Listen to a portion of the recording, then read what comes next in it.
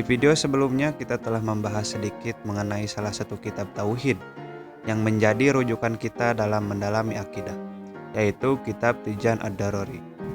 Kali ini kita akan membahas mengenai salah seorang ulama yang berjasa dalam memberikan wawasan dan pemahaman dalam mempelajari ilmu agama kita, mulai dari fikih, tauhid, mantik, dan lain-lain.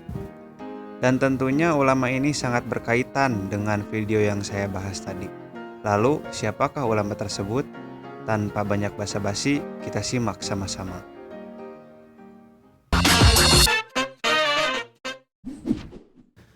Syekh Burhanuddin Ibrahim Al-Bajuri bin Syekh Muhammad Al-Jizawi bin Ahmad atau masyhur disebut Syekh Ibrahim Al-Bajuri lahir di Desa Bajur, Provinsi Munufia, salah satu daerah di bagian utara Mesir yang terletak di delta Sungai Nil. Beliau dilahirkan pada tahun 1198 Hijriah atau 1783 Masehi. Sejak kecil Syekh Ibrahim Al-Bajuri hidup di lingkungan orang-orang soleh karena beliau memiliki orang tua seorang ulama yang alim dan soleh. Dalam masanya menimba ilmu, beliau mulai menempa kecerdasan intelektualnya pada tahun 1212 Hijriah di Universitas Al-Azhar, Kairo, Mesir, bersama para syekh-syekh terkemuka pada masanya. Di antara guru Syekh Ibrahim Al-Bajuri adalah Syekh Muhammad Al-Amir Al-Kabir Al-Maliki, seorang ulama terkenal di Mesir. Seluruh ulama Mesir ketika itu mengambil ijazah dan sanad keilmuan kepadanya. Kemudian ada Syekh Abdullah Asy-Syarqawi. Beliau merupakan ulama yang alim dan terkenal di Mesir juga di dunia Islam. Karangannya yang banyak membuat nama beliau meroket di seantero dunia. Kemudian ada Syekh Hasan Al-Quisni. Beliau adalah seorang ulama yang hebat, sehingga diberi tugas untuk menduduki kursi kepemimpinan di Al-Azhar dan dilantik menjadi Syekhul Azhar pada masanya.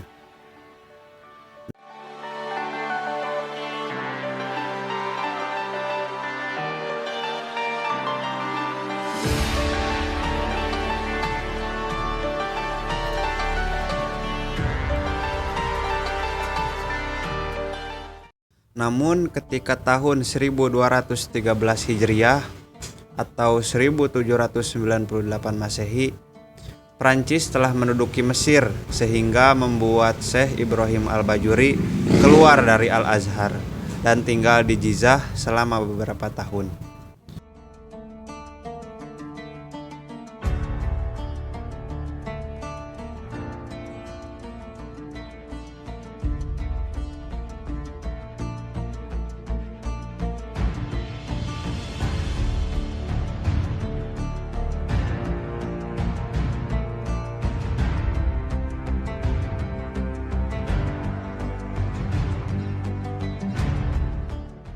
Kemudian beliau kembali lagi ke Al-Azhar setelah Perancis keluar dari Mesir pada tahun 1216 Hijriah atau 1801 Masehi. Sehingga Syekh Ibrahim Al-Bajuri menimpa ilmu di Al-Azhar sekitar 4 tahun lamanya. Setelah Syekh Ibrahim Al-Bajuri mendapatkan ilmu yang banyak dari para gurunya, akhirnya beliau diangkat menjadi seorang tenaga pendidik di Al-Azhar. Dengan tekun dan keikhlasan beliau mengajar hingga pada akhirnya pada tahun 1263 Hijriah atau 1847 Masehi, beliau mendapat posisi yang tinggi, diangkat menjadi Syekhul Azhar yang ke-19, menggantikan Syekh Ahmad Al-Safti yang telah wafat. Pada saat itu, pemimpin Mesir Abbas I beberapa kali mengikuti pengajian beliau di Al-Azhar dan mencium tangan beliau.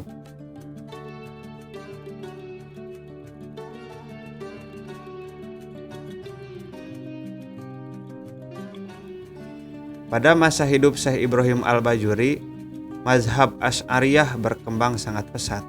Tidak berbeda dengan masa-masa pemerintahan Salahuddin Al-Ayyubi, sampai hilangnya Al-Ayyubiyah dan bertukar menjadi pemerintahan Mamalik. Mazhab Asy'ariyah merupakan mazhab Ahlus Sunnah yang berkembang dari negeri barat di daerah Maroko sampai negeri Indonesia. Pada masa Ibrahim Al-Bajuri sudah mulai terdengar dan hidup mazhab yang berbeda dari mazhab Ahlus Sunnah wal Jamaah, yaitu mazhab Wahabi di bagian timur negeri Hijaz. Ketika itu mereka belum dapat menguasai semenanjung Arab. Akidah mereka sangat bertentangan dengan madhab Ahlus Sunnah wal Jamaah yang dibawa oleh ulama-ulama terdahulu. Mereka berpendapat bahwa ulama-ulama Ahlus Sunnah yang bermanhaj Asy'ariyah adalah sesat lagi menyesatkan dan mesti dibasmi habis. Tetapi mazhab Wahabi ini ketika itu belum bisa berkembang disebabkan adanya kekhalifahan Utsmaniyah yang menjaga mazhab Ahlus Sunnah wal Jamaah Al-Asy'ariyah.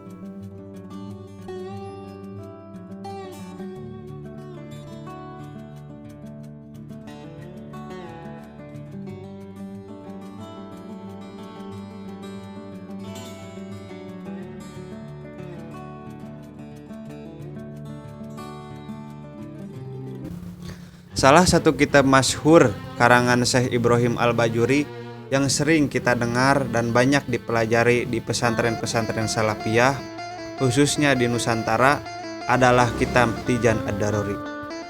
Sebuah risalah tauhid berdasarkan manhaj akidah Asy'ariyah yang beliau ikuti.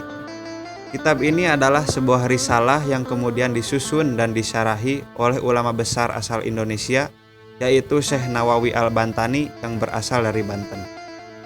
Kitab ini menjelaskan cara kita berakidah dengan mudah, dimulai dengan membahas sifat Allah dan Rasul-Nya yang didasari dalil akli atau berdasarkan akal, dan tentunya dalil nakli yang berdasarkan Al-Quran dan Al-Hadis.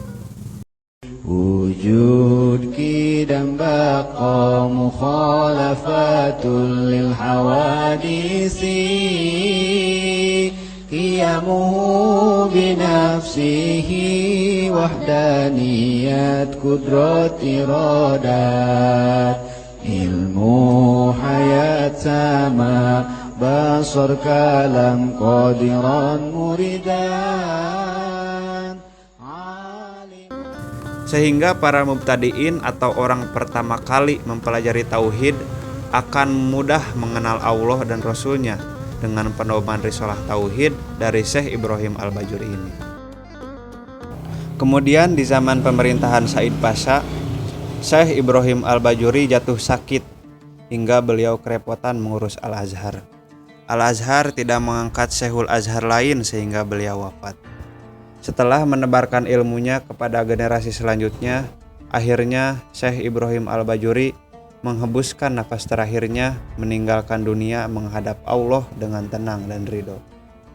Beliau meninggal dunia pada hari Kamis 28 Zulqa'dah tahun 1276 Hijriah bertepatan pada 19 Juli 1860 Masehi. Beribu pelayat hadir untuk menyolatkan Imam besar Ibrahim Al-Bajuri. Beliau disolatkan di Masjid Al-Azhar Asy-Syarif dan dikuburkan di kawasan Khurafah Al-Kubro, masyhur dengan sebutan Al-Mujawirin. Nah, berikut adalah sekilas sejarah dan biografi dari Syekh Ibrahim Al-Bajuri, pengarang kitab Tijan, yang membuat kita mengenal dan paham akan akidah Islam yang sangat penting dalam menjalani keyakinan kita terhadap Allah dan Rasul-Nya. Semoga dengan video ini kita dapat lebih menghargai dan menghormati ulama, karena merekalah yang membuat kita mudah dalam memahami agama.